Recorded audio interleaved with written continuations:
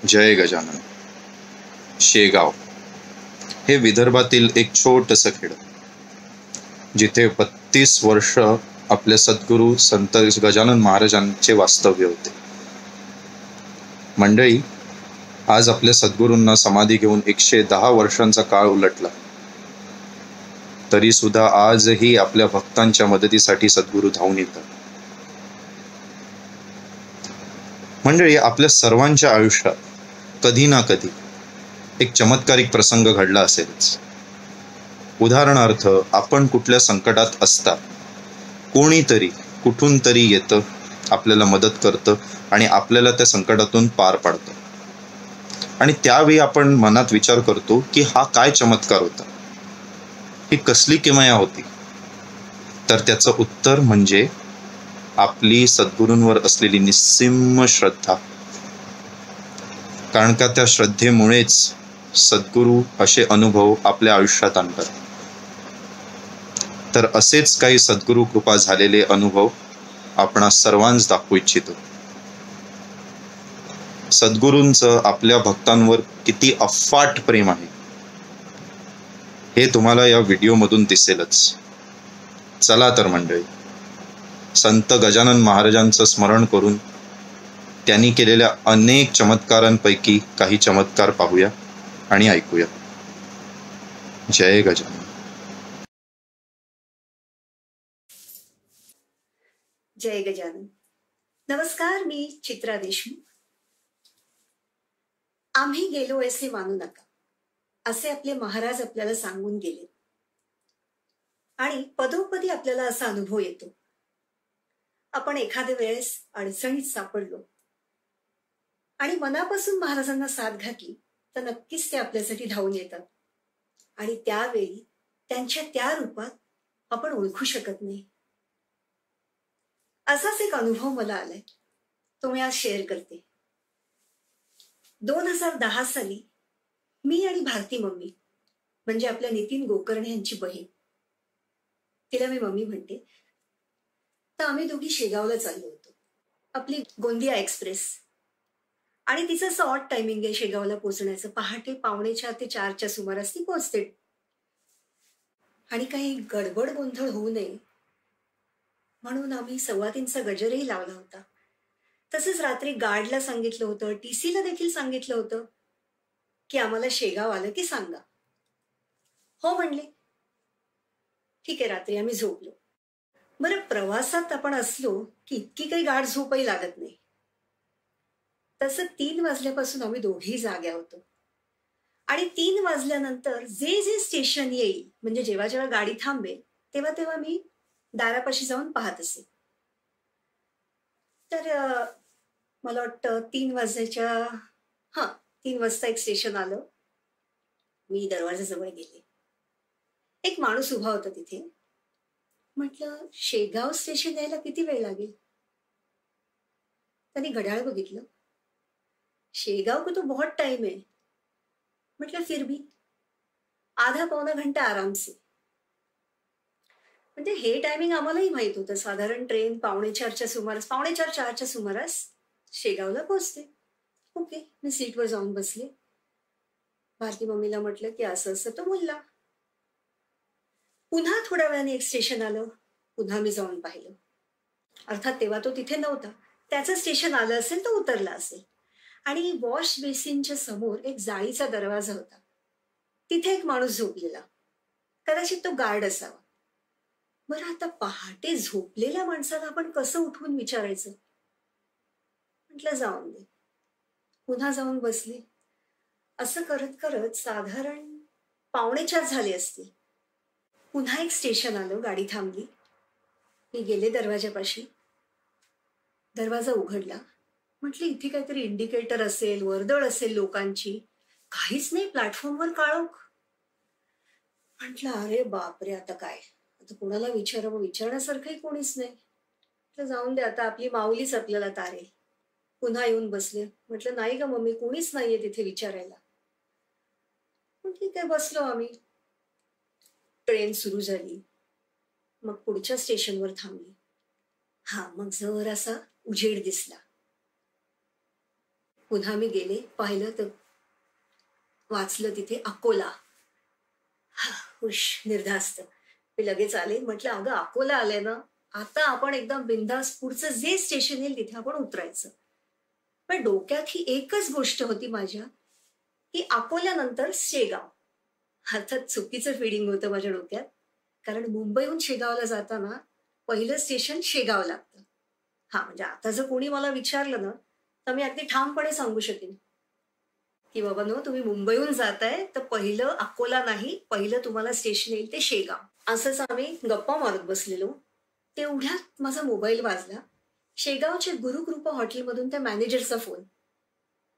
मी मुंबईहून नेहमी गुरुकृपाचं बुकिंग करत असे. त्यांचा मला फोन आला, की "अहो ताई, तुम्ही अजून आला नाहीत, पण डायरेक्ट मंदिरात गेलात, की तुम्हाला रिक्षा मिळाली नाहीये म्हणून आम्ही रिक्षाची सोय करू का? कोण माणूस पाठवू का घ्यायला?" म्हटलं, "अहो असं कसं?" म्हटलं, "आम्ही आता अजून गाडीत आहोत. गाडी आता अकोल्याला थांबली." अहो म्हणे, "अकोल्याला तुम्ही पुढे गेलात, उतरा पहिल्यांदा, फोन ठेवा." ठीक आहे, ठेवला फोन आम्ही. पटकन बॅगा तयारच होत्या आमच्या. बॅगा घेतल्या, उतरलो. तसं अकोल्याला थोडा वेळ थांबते. आणि मग म्हटलं आता आपण काय करावं? आपल्याला परिसर नवीन, कोणी परिचयाची माणसं नाहीत. मग तिकडेच प्लॅटफॉर्मवर चहाचा एक स्टॉल होता. त्या चहावाल्याला आम्ही विचारलं. म्हटलं, "बाबा रे, इथून शेगावला काय जायची सोय आहे? काही लोकल वगैरे आहे का?" तर म्हणे, "लोकल आहे, पण 2 तासानंतर आहे." असं काही त्याचं फिक्स टाईम नाही. 2 तासाचं ती 2.5 तासांनी सुद्धा येते. आणि डेली अपडाऊन करणारी माणसं आहेत. बरं तुम्हाला शेगावला उतरायला मिळेल की नाही? म्हटलं, "अरे बापरे! आता." बरं म्हटलं, "रिक्षा जाते." हां, रिक्षाने किती वेळ लागेल? तर म्हणला, "साधारण 45 मिनिटं ते 1 तास लागेल." हां, पण खडबडीत रस्ता आहे. म्हटलं, "ठीक आहे, आता आपल्याला जायचं तर आहेच. तेव्हा आपण ॲडजस्ट तर करायलाच हवं." म्हटलं, "रिक्षा स्टँडपाशी मिळेल ना आम्हाला रिक्षा?" हो म्हणाला, "मिळेल." मग आम्ही स्टेशनच्या बाहेर गेलो. रिक्षा स्टँडवर तिथे फक्त 2 रिक्षा उभ्या होत्या. पण शेगाव स्टेशन सारखं नाही ना. शेगावला कसं त्या लोकांना माहित असतं, की आता ही गाडी येणार.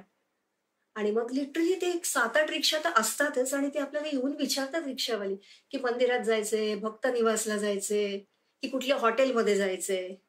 मग इथे तसा काही प्रश्नच नव्हता ना अकोल्याला. मग एक रिक्षा होती. त्याला विचारलं, "शेगाव?" "नाही."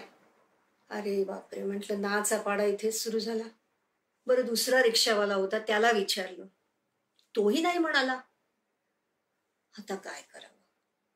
महाराजांचं नाव घेतोय दोघी आम्ही. म्हटलं आता महाराजच आपल्याला येऊन तारतील बाबा.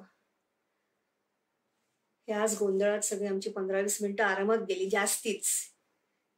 पुन्हा एक रिक्षा येताना दिसली. तो काही थांबलाच नाही आम्ही हात केला तर. म्हटलं आता काय, ठीक आहे थांबूया. रिक्षासाठी थांबणं तर दुसरा पर्यायच नव्हता आमच्याकडे. तेवढ्यात समोरून एक रिक्षा येताना दिसली. म्हणजे त्या रिक्षावाल्याने यू टर्न घेतला आणि अगदी आमच्या समोर येऊन रिक्षा थांबली. मग रिक्षा थांबली तर आम्ही त्याला रिक्षावाल्याला विचारायच्या आधीच त्याने आम्हाला विचारलं. मग तो आम्हाला म्हणाला, "शेगावला जायचं ना तुम्हाला? चला मी सोडतो की." काय आनंद झाला आम्हाला दोघींना. लगेच बॅगा घेतल्या, रिक्षात बसलो आणि मस्त असा छान वारा आणि छान अशा पॉझिटिव्ह वाइब्स येत होत्या. मग रिक्षावाल्यांना आम्ही म्हटलं असं-असं जरा गोंधळ झालाय. मिश्किलपणे हसले आणि म्हणाले, की "होतं असं, सगळ्या वरच्याचा खेळ." म्हटलं, "बरोबर आहे." पण म्हटलं, "भाऊ बरं झालं तुम्ही अगदी देवासारखे धावून आलात हो आमच्यासाठी यावेळी. नाहीतर काय केलं असतो आम्ही?" 3 रिक्षावाले तर नाहीच म्हणाले. अशा गप्पा चालू होत्या आमच्या. मग त्यांना आम्ही त्यांचं नाव विचारलं. मग म्हणाले, "माझं नाव गजानन. मी इथलाच राहणारा." म्हटलं, "अरे वाह!" सकाळी सकाळी रिक्षावाले पण त्यांचंही नाव गजानन. मस्त एक टिपिकल गावचं वातावरण असतं ना, तसं छान वातावरणात आमचं म्हणजे चालू होतं. रिक्षा जात होती आणि ते आम्हाला समजावून सांगत होते, की इथे असं-असं छोटंसं देऊळ आहे ह्या गल्लीत. मग इथे हे आमराई आहे, इकडे अमकं आहे, तमकं आहे. छान आम्ही असं एन्जॉय करत जात होतो. म्हटलं, "रस्ता खराब आहे का हो?" तो चहावाला आम्हाला असं बोलला. "मी असताना कसली काळजी? मी नेतो बरोबर." आणि त्याने असं आम्हाला शॉर्टकटनेच नेलं आणि कधी आम्ही शेगावला येऊन पोहोचलो गुरुकृपाच्या बाहेर खरंच काही कळलं नाही. गुरुकृपा हॉटेल आलं. उतरताना मग आम्ही त्यांना विचारलं, की "भाऊ किती झाले?" आधी काहीच बोलले नाहीत. सहज मीटरकडे लक्ष गेलं. Meter off. मग मीटर असं डाऊन होतं. आम्हाला काहीच आयडिया नाही ना, बसताना काही आम्ही पाहिलं नाही किंवा काही विचारलंही नाही. आम्ही त्या आनंदात होतो, की बस ही रिक्षा आपल्याला मिळाली आणि आपण आता शेगावला सुखरूप पोहोचणार. म्हटलं, "भाऊ सांगा ना किती झाले?" द्या किती देताय?"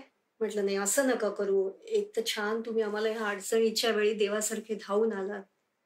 परत आमची अशी पहिलीच वेळ आहे ना, नेहमी आम्ही शेगावला उतरतो. अकोल्याहून आम्हाला काहीच आयडिया नाही किती पैसे होतात. तुम्ही सांगा आम्ही देऊ तेवढे. 200 द्या. 2 आकडा चांगला आहे." म्हटलं 200 द्या, 2 आकडा चांगला आहे. नाही, 2 आकडा चांगला आहे हे ऐकून खरं तर मला खूप आनंद झाला. कारण माझी आणि माझ्या मुलाची जन्मतारीख 2. म्हटलं ठीक आहे. मम्मी मला म्हणाली, की "अगं त्यांना आपण काहीतरी बक्षीस म्हणून थोडी जास्ती देऊया." म्हटलं, "हो देऊया ना." 200च्या जागी मी त्यांना अजून एक 100ची नोट म्हणजे 3 100च्या नोट दिल्या. टोटल 300 दिले. त्यांनी घेतले. "हे काय? एवढे?"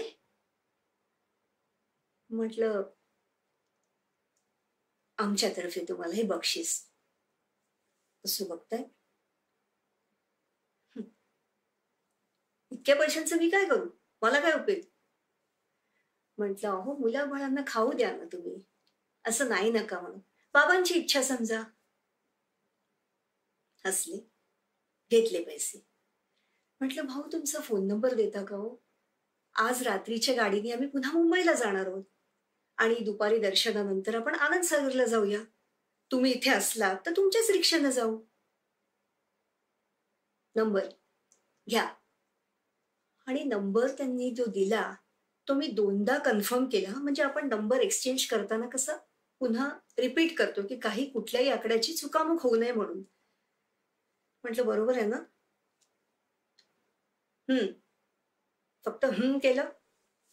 ठीक आहे आम्ही उतरलो. बरं उतरता मग ते म्हणाले, "आता मी निवांत जाऊन बसतो मंदिरी. माझं काम झालंय. भक्त आले. आज मंदिरात गर्दी नाही बरं का. छान दर्शन होईल." आम्ही उतरलो आणि मग तो हॉटेलचा जो मुलगा होता, तो बॅगा घेऊन आला. तोपर्यंत काउंटरवर मी त्या मॅनेजरशी बोलत होते. कशी फजिती झाली ते सांगितली त्यांना आणि रजिस्टरमध्ये सगळे आमचे डिटेल्स फिल केले. मग ती रिक्षा तेवढ्यात गेली असेल. मग आम्ही रूमवरती गेलो, थोडासा आराम केला. मग फ्रेश होऊन आम्ही मंदिरात गेलो. छान दर्शन झालं. जसं ते रिक्षावाले भाऊ म्हणले होते ना, की गर्दी नाहीये. तसंच खरंच गर्दी नव्हती. अगदी छान निवांतपणे दर्शन झालं आमचं पण. प्रसाद घेतला. हॉटेलमध्ये यायला निघालो. म्हणजे हॉटेलचं अंतर आणि मंदिर अगदी अवघं 5 मिनिटावर असेल. आणि मग येता-येता मम्मी मला म्हणाली, की "अगं आपण आनंदसागरला जातोय, तर त्याच रिक्षावाल्यांना फोन कर आणि त्यांना सांग, की अशा-अशा वेळेला या तुम्ही हॉटेलवर." म्हटलं, "ठीक आहे." मी नंबर लावला त्यांचा. नंबर काही लागेना. हा नंबर अस्तित्वात नाही. म्हटलं, "नंबर तर बरोबर लिहून घेतला होता मी." कन्फर्म केला. बरोबर आहे म्हणले ते. म्हटलं, "कव्हरेज क्षेत्राच्या बाहेर आहे." असं आलं असतं किंवा स्विच ऑफ आला असता जर बॅटरी लो असती. डायरेक्ट अस्तित्वात नाही. काय माहिती बाबा. हॉटेलमध्ये गेलो. आम्ही तिथे खालीच काउंटरपाशी बसलो आणि मग त्या हॉटेलच्या मॅनेजरला म्हटलं, "म्हटलं आम्हाला आनंदसागरला जायचंय. काहीतरी सोय करून देता का? ओळखीची रिक्षा वगैरे." कारण म्हटलं आम्ही सकाळी ज्या रिक्षाने आलो त्यांना आम्ही फोन लावला तर काही फोन लागला नाही त्यांचा. म्हणाले, "ठीक आहे. मी बघू का प्रयत्न करून." म्हटलं, "बघा ना प्लीज." त्यांनी लावला. त्यांनाही काही नंबर तो लागेना. बोलता ते म्हणाले, "तुम्ही भाग्यवान आहात ताई. तुम्हाला बाबाच इकडे सोडून गेले. बघा सकाळी जर मी तुम्हाला फोन केला नसता अकोल्याला, तुम्ही पुढच्या स्टेशनवर गेला असता तर केवढी पंचायत झाली असती. एक तर तुम्ही इथं नव्या, काय केलं असतं आणि पुन्हा तिकडनं अकोल्याच्या पुढचं स्टेशन म्हणजे आणखीन वेळ लागला असता." म्हटलं, "हो खरंच आहे हो." म्हटलं, "बाबा अशा वेळेला धावून येतात. त्यांचीच कृपा." बाबांची केवयाच आली. म्हटलं हो, ते खरंच आहे. ते आम्हाला म्हणाले, की तुम्ही जेव्हा वरती गेलात आणि बागा घेऊन तो मुलगा आला त्यांचा हॉटेलचा, त्यावेळेला रिक्षा सरळ दिशेने जायला हवी. मंदिराकडे जायला तोच एक रस्ता आहे. ह्या रिक्षेने यू टर्न घेतला आणि तिकडे तर रस्ताच नाहीये जायला. म्हटलं असेल हो. म्हणे काय ताई आम्ही इतके वर्ष शेगावमध्ये राहतो. आम्हाला माहितीये ना आणि तिकडे पुढे ते बांधकाम चालू आहे. एक तर रस्ता म्हणजे गल्ली बोळा आणि रस्ता बंद आहे. म्हटलं ती रिक्षा परत आली असेल, तुम्हाला दिसली नसेल तुम्ही काही कामात वगैरे असलात तर. नाही, नाही आमचं लक्ष होतं आणि त्यातून एक अवघी 4-5 बुकिंग होती. काल 2 जण येऊन राहिलेत. आता तुम्ही आल्या आणि दुपारी नागपूरहून काही मंडळी यायची आहेत. म्हटलं आता काय माहिती असेल. नाही, नाही. नक्की तुम्हाला सांगतो 100% बाबाच तुम्हाला घेऊन आले. म्हटलं असेल खरंच. आम्ही इथे पोहोचलो सुखरूप हेच महत्वाचं. खरंच. म्हणजे महाराज आम्हाला घेऊन आले आणि आम्हाला कळलं देखील नाही खरंच. असाच एक प्रसंग म्हणजे त्याच वर्षी माझा आनंद परमानंद नावाचा भक्तिगीतांचा एक अल्बम लॉन्च झाला. सगळी महाराजांची गाणी मी त्यात लिहिली होती. हा प्रवास त्याच दिवशी मंदिरातच सुरू झाला. प्रदक्षिणा घेता घेता. म्हणजे आम्ही दर्शन घेतलं, प्रदक्षिणा घालत होतो. म्हणजे साधारण 11 प्रदक्षिणा झाल्या असतील आणि मम्मी मला म्हणाली, की "मी बसते. तू कंटिन्यू कर." म्हटलं, "ठीक आहे." मी प्रदक्षिणा घेत होते. पुढच्या काही मी मोजल्या नाहीत आणि छान असं स्ट्राँग फीलिंग, स्ट्राँग इंट्युशन मला येत होतं, की आपल्याकडून काहीतरी छान घडणार आहे. मला ना छान अशा ओळी सुचायला लागल्या. तर कधी लिखाणाचा, काव्याचा माझा काही संबंध नाही. आणि अचानक छान अशा ओळी सुचतायत, सुचतायत. म्हटलं आता आपल्याला लिहून ठेवायला हव्या. बरं आता कसं होतं, की घरी असले किंवा कुठे आपण बसून पटकन मोबाईलमध्ये त्या सेव्ह करून घेतो.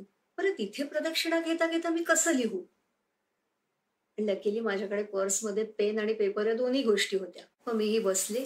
मम्मी म्हणाली, "काय गं? झालं एवढ्यात?" म्हटलं, "अगं मला ना काहीतरी छान ओळी लिहायला सुचतायत."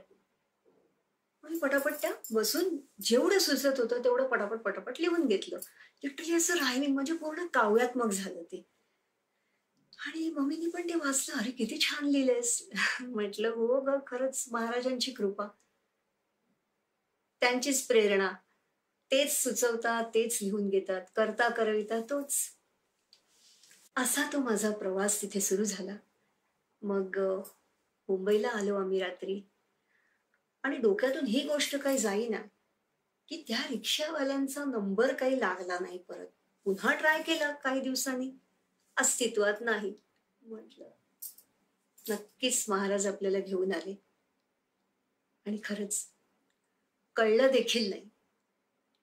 म्हणजे त्या रिक्षावाल्याच्या रूपात महाराजांनी येऊन दर्शन दिलं, सुखरूप घेऊन गेले हे आणि कळलं नाही आम्हाला. असे एक एक अनुभव येत असतात. असो. नाही खरंच आहे. महाराज आहेत आपले. आणखीन एक अनुभव सांगायचा झाला, तर मी आणि माझी पद्मा नावाची मैत्रीण आम्ही शेगावला गेलो होतो. अर्थात तेव्हा आम्ही बरोबर वेळेत पोहोचलो हं. असं काही ट्रेन म्हणजे स्टेशन मिस झालं वगैरे अशातला काही प्रकार झाला नाही. त्यामुळे बरोबर आम्ही 4 वाजता गुरुकृपामध्ये होतो. त्यामुळे आराम करायला भरपूर वेळ होता आमच्याकडे. आराम केला. छान फ्रेश वगैरे होऊन साधारण 10:30 वाजता आम्ही मंदिरात गेलो असू. मग छान दर्शन. मग गर्दी खूप होती, पण तरी दर्शन छान झाले. शेगावचं ते एक छान आहे, की कितीही गर्दी असली ना, तरी आपलं दर्शन मात्र छान होतं. धक्काबुक्की नाही, काही नाही. अगदी सगळं कसं सिस्टमॅटिक. तसं दर्शन घेतलं आम्ही आणि मग आरती झाली. 11 वाजता आरती असते. छान आरती वगैरे आम्हाला मिळाली आणि मग बाहेर येऊन प्रदक्षिणा घेतल्या. बरं त्या दिवशी मी पहिल्यांदा आयुष्यात शेगावला 108 प्रदक्षिणा घातल्या. तोपर्यंत मैत्रीण बसली होती. थोड्या प्रदक्षिणा तिने घातल्या आणि मग ती बसली बाकावर. मग 108 प्रदक्षिणा झाल्यानंतर मीही बसले. मग एक 10 मिनिटं बसलो असू आम्ही. मग म्हटलं आपण प्रसाद घेऊया. बरं सहज घड्याळ बघितलं तिने. अगं म्हणते 1:30 वाजला की. जेवणाचं टायमिंग काहीतरी असेल ना त्यांचं. म्हटलं ते नाही बाबा माहिती कधी. चल जाऊन बघूया. म्हटलं प्रसाद आपल्याला नक्कीच मिळेल. बाबा आहेत ना म्हटलं, नक्कीच प्रसाद देतील आपल्याला. बरं गेलो प्रसादाच्या तिथे, तर केवढी रांग म्हणजे लिटरली 1, 2, 3, 4, 4 लाईन होत्या तिथे आणि नेमकं कुठून आत शिरावं आणि कोणाच्या मागे कुठून कसं उभं राहावं म्हणजे सगळं कन्फ्युजन होतं. तिथनं जाताना एक सेवेकरी दिसला. म्हटलं, "भाऊ जेवणाची वेळ काय आहे?" "आता बंद होईल." अरे यार! म्हटलं बंद होईल. म्हटलं आता काय करायचं? एक तर कुठून आत घुसा आणि परत काहीच कळेना. मग आम्ही जस्ट आमच्यातच कन्व्हर्सेशन चालू होतं. म्हटलं आपण पारायण कक्षात जाऊन बसूया का? पुन्हा 10 मिनिटांनी येऊ तोपर्यंत थोडीशी गर्दी ओसरली असेल. कसलं काय? पण म्हटलं तेवढ्यात जर गर्दी पटापट कमी झाली आणि बंद झालं तर काय? असा आम्ही विचार करतोय. तेवढ्यात समोरून एक म्हातारी गृहस्थ आली. पांढरा शुभ्र झब्बा, धोतर, हातात काठी होती आणि गुलाबी रंगाचा फेटा. सुरकुतलेला चेहरा. असे ते आजोबा आले जवळ आणि आमच्याकडे बघून म्हणतायत, "प्रसाद घ्यायचा आहे ना?" म्हटलं, "हो, बघा ना आजोबा, प्रसाद घ्यायचा आहे." पण म्हटलं सेवेकरी म्हणतो, "आता बंद व्हायची वेळ आली. इथे एवढी रांग आहे. कुठून जाऊन उभं राहू?" परत म्हटलं आम्ही गेलो आणि तिथल्या दुसऱ्या त्या सेवेकऱ्यांनी आम्हाला सांगितलं, की "आता एवढी जी माणसं आहेत तीच फक्त जेवणार. आता नवीन लोकं आता रांगेत नाही तुम्ही उभी राहू शकत." तर म्हटलं, "बाबा तुम्ही जेवलात का?" फक्त हसले. "चला माझ्या संग, मिळेल प्रसाद." आणि म्हणजे त्या लाईनीपासून अगदी एक 7-8 पावलं आम्ही बाजूला असू. गेलो आम्ही बाबांच्या मागे. आम्हाला मेन महाराजांचा प्रसाद मिळणं महत्वाची गोष्ट होती त्यावेळी. गेलो. एवढा वेळ जी लाईन सरकत नव्हती, ते म्हणजे काहीच कळेना. म्हणजे आजही आठवलं ना तरी काही खरंच समजत नाही, की ते सगळं असं महाराजांचीच किमया. आम्ही त्या बाबांच्या मागे गेलो, तिथे उभे राहिलो. म्हणजे आता समजा मी इथे आहे. माझ्या राइट साइडला माझी मैत्रीण असेल आणि लेफ्टला समजा बाबा असतील. आणि तेवढ्यात त्या सेवेकऱ्यांनी वरतून आवाज दिला, "माऊली, चला लवकर, चला." शेगावला ही प्रथा आहे ना, सगळ्यांना ते माऊली म्हणून संबोधतात. गर्दीच दिसेना त्याच्यामुळे आम्ही कन्फ्युज्ड. पुन्हा त्यांनी आवाज दिला, "माऊली, चला लवकर. ओ माऊली, चला." आणि इकडे बघते तर बाबा गायब.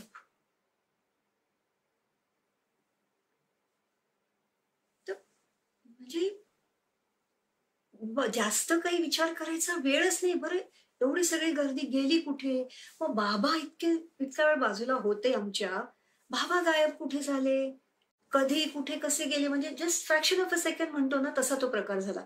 इकडे बघू तेवढं ठीक आहे. गेलो आम्ही. जेवायला बसलो तर जी माणसं खाली होती ती बाबा खरंच गेली कुठे? मोठा क्वेशन मार्क आहे.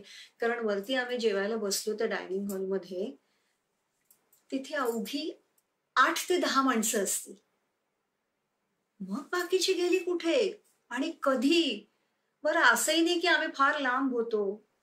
समोरून जाताना दिसली तर असती. काहीच कळेना. जेवलो, खाली आलो. म्हटलं, "पद्मा, आपण त्या आजोबांना बघूया गं, शोधूया आपण कुठेतरी." ती म्हणते, "हो गं, इतक्यात ते गेले कुठे? काहीच कळायला मार्ग नाही." बरं विचारायचं तर कोणाला विचारायचं? तरी तेच सेवेकरी ज्यांनी आम्हाला आवाज दिला होता ना, की "माऊली चला जेवायला." त्यांना आम्ही एकदा विचारलं. म्हटलं, "अहो तुम्ही पाहिलत का अशा-अशा आजोबांना? तुम्ही आम्हाला आवाज दिलात. आम्ही शेवटच्या होतो ना." म्हटलं कदाचित त्यांचं लक्ष असेल. तर आमच्याशी जे बोलत होते, तर ते सेवेकरी आम्हाला म्हणतात, "तुम्ही कुठे कोणाशी बोलत होतात? मी तर तुम्हाला हाक मारली जेवायला चला म्हणून. कोण नव्हतं खाली." "ठीक आहे बाबा," म्हटलं, "तुमचं बरोबर. कोण नसेल." गेलो आम्ही. मग त्या बाबांना पाहायचा आम्ही खरंच प्रयत्न केला, 2 फेऱ्या मारल्या आम्ही, बाबा कुठे दिसेना. म्हणजे पुन्हा हा आम्हाला प्रत्यय आला की ह्या वेळेला आजोबांच्या रूपात महाराजांनी दर्शन दिलं. खरंच मगाशी मी म्हटलं ना, की आपण एखाद्या अडचणीत सापडलो आणि मनापासून महाराजांना साथ घातली तर ते नक्कीच धावून येतात. आणि त्यावेळी त्यांच्या त्या रूपात आपण त्यांना ओळखत नाही. असंच झालं. जय गजानन.